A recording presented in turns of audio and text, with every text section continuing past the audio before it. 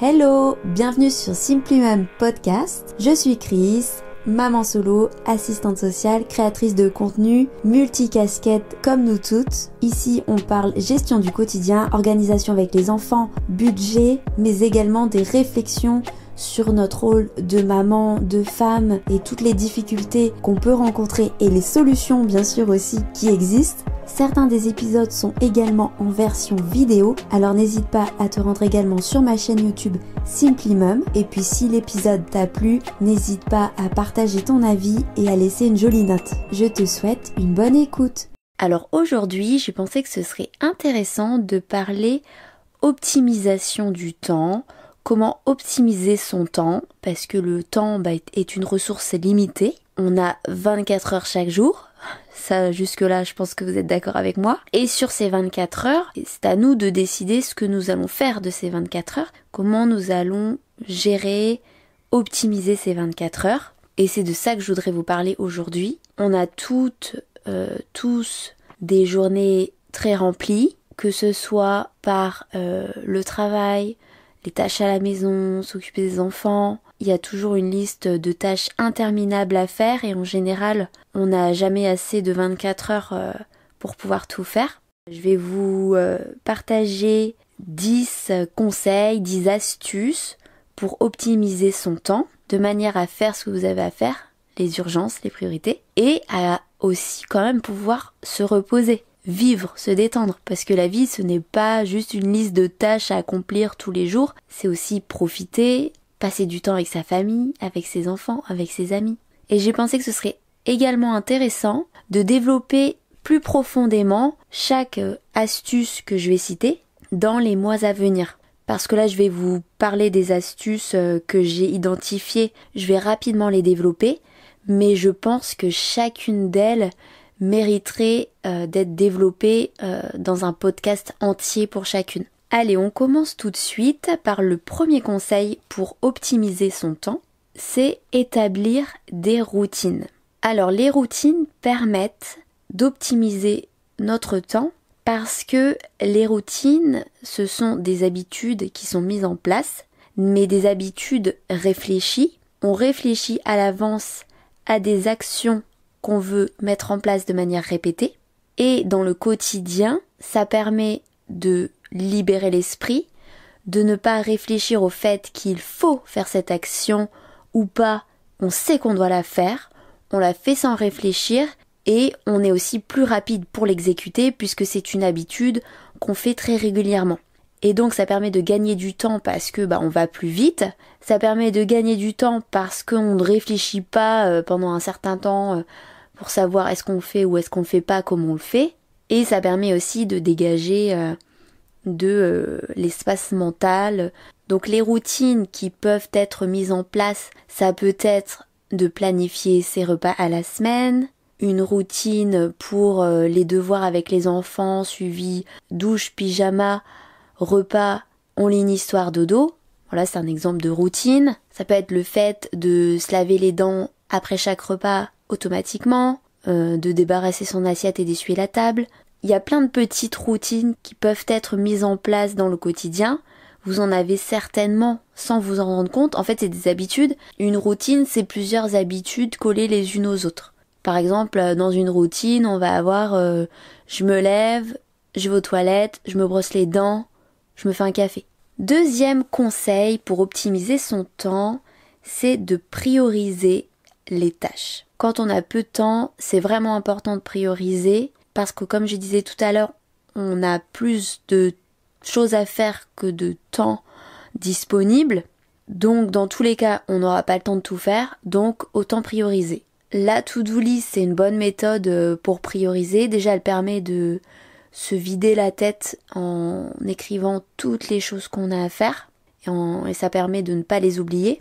Et ensuite, je vous conseille dans un premier temps d'identifier les tâches qui sont urgentes et importantes. Dans un second temps, les tâches qui sont importantes mais non urgentes. Et en dernier lieu, les tâches urgentes, moins importantes. Si elles sont pas du tout importantes, on les supprime. Et tout ce qui est ni important ni urgent, on le supprime.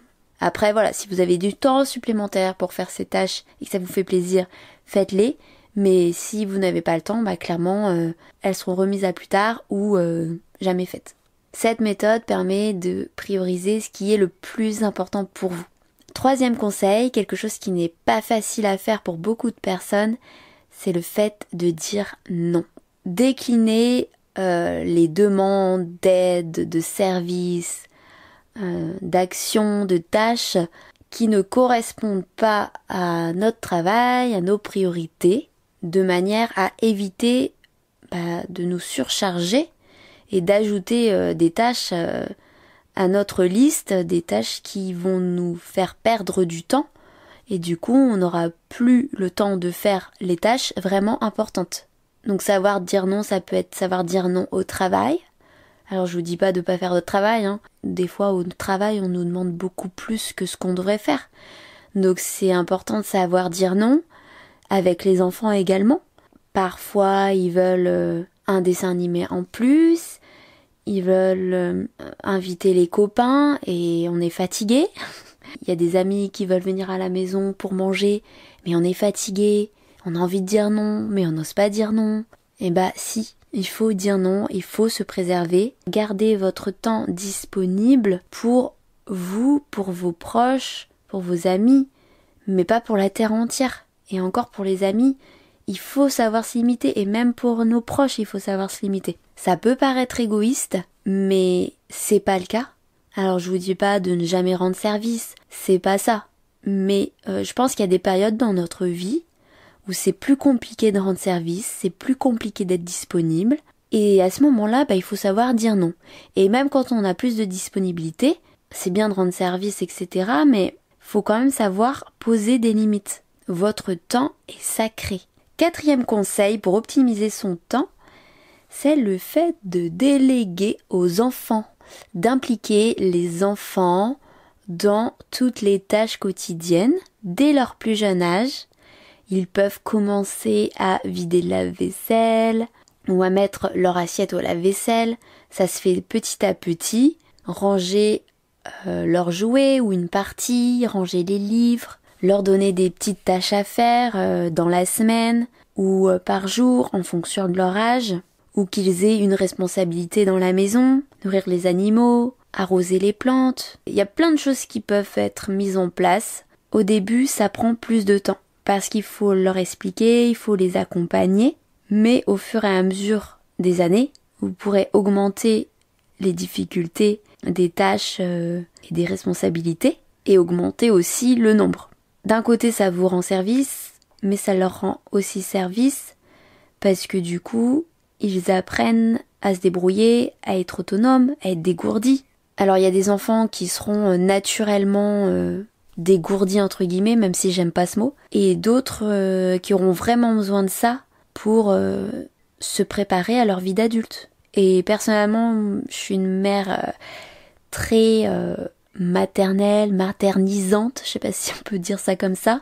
Et une de mes manières de montrer mon amour, c'est de rendre service. Et donc, prendre soin de mes enfants, leur faire leur petit déj, les débarrasser, leur apporter ce dont ils ont besoin.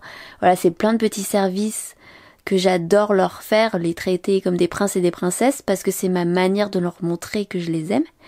Mais je sais aussi que je dois faire attention à ça parce que ils doivent aussi apprendre à faire par eux-mêmes, avoir des responsabilités, savoir se débrouiller tout seul, de plus en plus au fur et à mesure. Donc voilà, je sais que je suis pas la seule à être comme ça.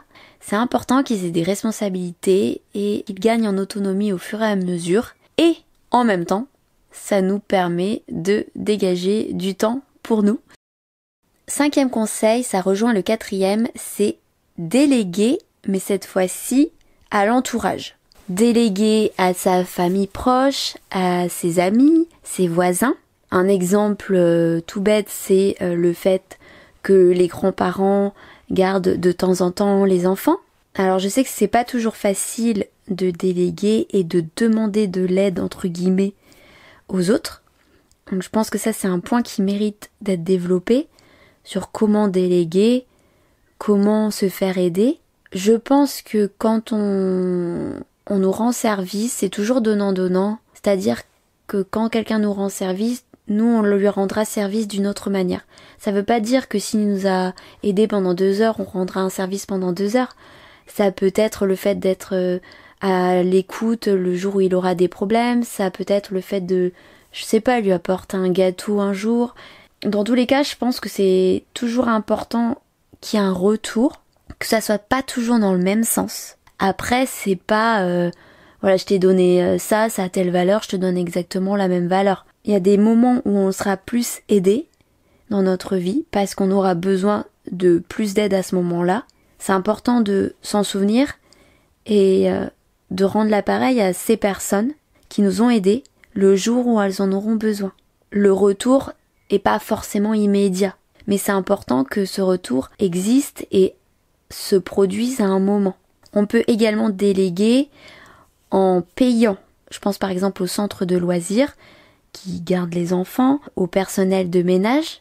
Voilà, si vous avez les moyens de vous payer du personnel de ménage, ça peut vous permettre de gagner énormément de temps dans la semaine parce que vous n'aurez pas l'intendance, le ménage de la maison à faire. À savoir que la plupart maintenant des services de ménage, c'est déductible des impôts à 50%.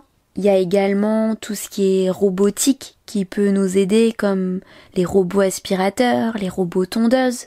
C'est un investissement, mais si on peut, ça permet de gagner du temps. Un autre moyen de déléguer, c'est également de se faire livrer pour des objets que vous souhaitez acheter ou pour la nourriture. Vous pouvez vous faire livrer, c'est vraiment de moins en moins cher les services de livraison. Également le drive. Alors c'est une manière de déléguer puisque la personne, le vendeur fait les courses à votre place dans le magasin. Donc voilà, il y a plein de façons de déléguer et je pense qu'on ne le fait pas assez. 6e conseil pour gagner du temps, c'est avoir un espace de vie, de travail ordonné. Alors ça c'est très important pour moi. Alors ma maison n'est pas parfaitement ordonnée, mais globalement sur tout ce que j'utilise au quotidien, c'est rangé. Il y a des choses qui méritent d'être à nouveau rangées. C'est pas un perpétuel recommencement, mais je pense que il faut régulièrement trier ses affaires, donner, vendre ce dont on n'a plus besoin et réorganiser les espaces en fonction des besoins du moment. Et comme nos besoins évoluent régulièrement, c'est important de le faire régulièrement.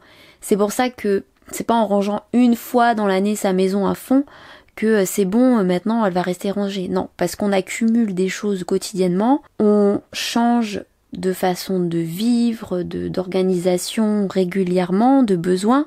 Et donc il faut réadapter l'environnement au fur et à mesure. Donc voilà, c'est important de ne pas posséder trop d'objets, de régulièrement faire du tri et que chaque chose ait une place pour que vous puissiez retrouver facilement tout ce dont vous avez besoin. Parce qu'on perd énormément de temps à chercher des objets quand on a besoin de bricoler.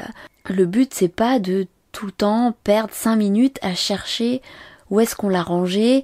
Je pense également aux papiers administratifs. Si vous avez une bonne méthode de classification des papiers et que au fur et à mesure vous la gardez, le jour où vous avez besoin d'un papier, vous le trouvez en 30 secondes. Voilà, la dernière fois, c'est ce qui m'est arrivé. Je devais d'un coup, dans moins de 5 minutes, je devais donner la copie de vaccination, carte d'identité de mes enfants, et puis je sais plus quoi. J'ai tout trouvé en 2 minutes parce que c'était dans mes fichiers Dropbox, bien organisé, dans des dossiers, etc. J'ai pas encore tout numérisé, mais je ferai une vidéo sur le sujet parce que je sais que ça intéresse pas mal de personnes. Mais voilà, le fait de bien classifier tous ces papiers, c'est vraiment très important et ça fait gagner énormément de temps le jour où on en a besoin. Donc voilà, bien organiser son espace, ses papiers, globalement toutes les choses matérielles. 7e conseil, utiliser des outils de gestion du temps. Alors je pense notamment au calendrier mensuel qui permet d'avoir une vision mensuelle sur les rendez-vous à venir, les choses importantes dans le mois qui sont déjà planifiées. Et puis les calendriers hebdomadaires ou quotidiens, journaliers, qui permettent plus de planifier des tâches précises de manière à rentabiliser le temps. Alors c'est important de ne pas surcharger nos plannings, mais je pense que le fait de planifier ces journées à l'avance, les plages de temps qu'on va bloquer pour certaines tâches, tout cela va nous permettre d'optimiser notre temps parce qu'on va être efficace, parce qu'on se donne aussi un objectif. Et ça, c'est important de se donner un objectif, de choses à faire, parce que quand on n'a pas d'objectif, souvent on procrastine.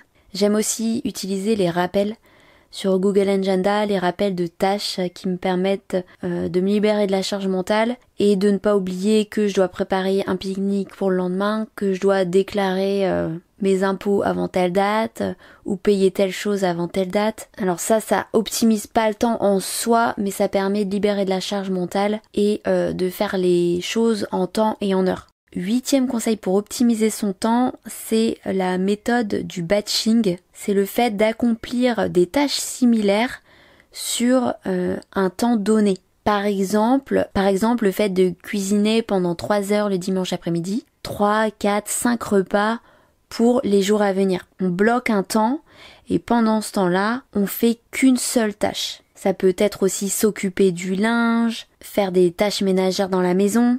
Et en fait, le fait de bloquer son temps, déjà, ça nous permet de nous focaliser sur une seule tâche. On s'éparpille pas à faire autre chose à droite, à gauche. Si vous avez décidé de faire les vitres, de nettoyer les vitres de votre maison, il y a 2 méthodes. Soit vous dites je fais tout. Donc vous sortez un seau, vous préparez tout, les tissus, et vous nettoyez toutes les vitres.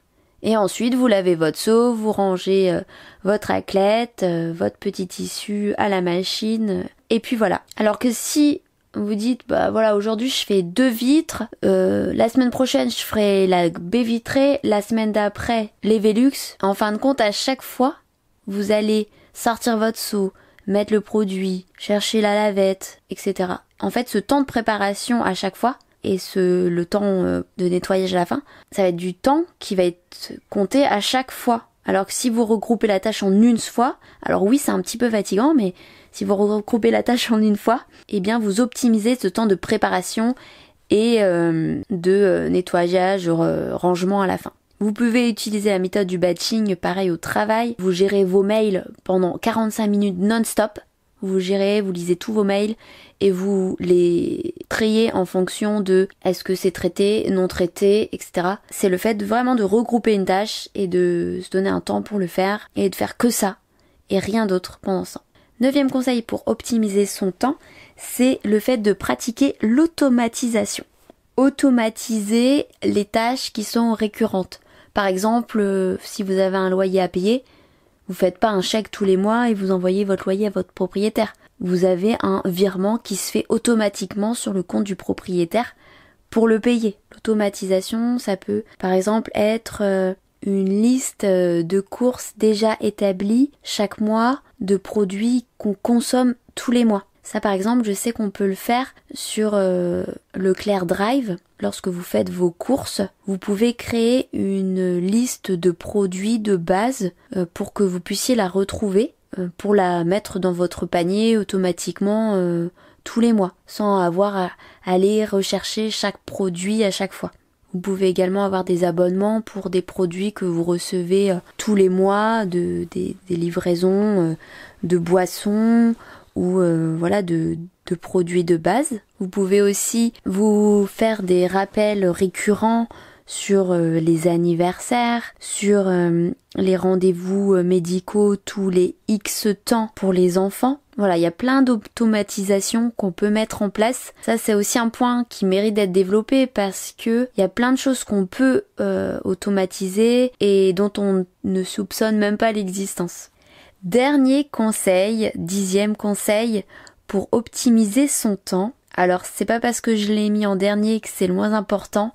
Au contraire, c'est le fait de penser à soi. Penser à soi en premier pour se préserver, pour être en forme, en bonne santé et du coup être efficace, énergique. Penser à soi, c'est dormir assez, manger sainement, prendre du temps pour se détendre. Tout cela afin, comme je disais, d'éviter l'épuisement, se préserver et garder la forme tout simplement. Il arrive que il y a des moments où c'est plus compliqué d'avoir du temps pour soi, même si c'est un petit peu, c'est toujours mieux que rien. Pareil pour le sommeil, on peut pas toujours avoir 8-9 heures de sommeil, essayez que ce soit pas 5-6 heures parce que là tout de suite c'est compliqué. Et puis il y a des moments où même si on dort assez, on mange sainement, on se détend, voilà, on fait ce qu'il faut, eh bien il y a des moments où on est quand même fatigué, on a quand même des baisses de morale ou zéro énergie. Et ça c'est quelque chose que j'ai appris au fur et à mesure des années, j'ai encore du mal par moment avec ça. Le fait d'accepter que malgré que j'ai assez dormi, que tout va bien, je sois fatiguée ou que j'ai zéro énergie. Et très très souvent, dans 99% du temps, j'ai remarqué que si je m'écoute et que à ce moment-là, je me repose. Souvent, ça dure 1 à 2 jours maximum. Et au bout de 2 jours, c'est reparti, l'énergie revient. Je suis à nouveau en forme. J'ai à nouveau envie de conquérir le monde. Mais par contre, si je combats cette fatigue, si j'essaye d'aller en contresens, eh bien, je mets plus de temps à retrouver cette énergie, à retrouver l'envie, le moral. Donc, c'est vraiment important de s'écouter et d'accepter que y a des moments où on a moins le moral, où on est fatigué, où on est épuisé, et c'est normal en fait. Malgré qu'on fasse tout pour que on soit au mieux de notre forme, c'est normal qu'il y ait des moments où on soit en bas. Mais c'est pas grave, le lendemain ou le surlendemain ou la semaine prochaine, ce sera reparti. Il faut accepter qu'on peut pas toujours être au top. Et alors surtout, nous les femmes, avec nos hormones qui fluctuent, l'ovulation, la période menstruelle, voilà, on n'est pas gâtés niveau fluctuation de l'énergie. Et donc c'est important de l'écouter parce que c'est normal qu'il y ait des hauts et des bas, même quand tous les besoins vitaux sont comblés. Voilà, c'était les 10 conseils que j'avais à vous partager pour optimiser votre temps. Merci d'avoir écouté cet épisode, j'espère qu'il t'a plu et on se retrouve dans une semaine ici ou sur YouTube.